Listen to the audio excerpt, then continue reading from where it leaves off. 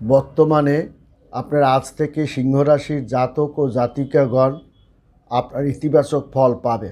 March মাসের প্রথম সপ্তাহেই সে কিন্তু আপনার মধ্যেই আপনার সেই ইতিবাচক ফলটা পাবে।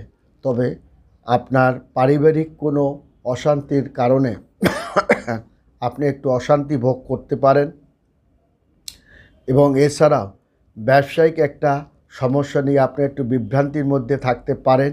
শরীরপাতি সতর্ক থাকবেন, আবেগে কোনো কাজ করবেন না, আবার রাগবশত ভুলভাল কোনো সিদ্ধান্তও নেবেন না।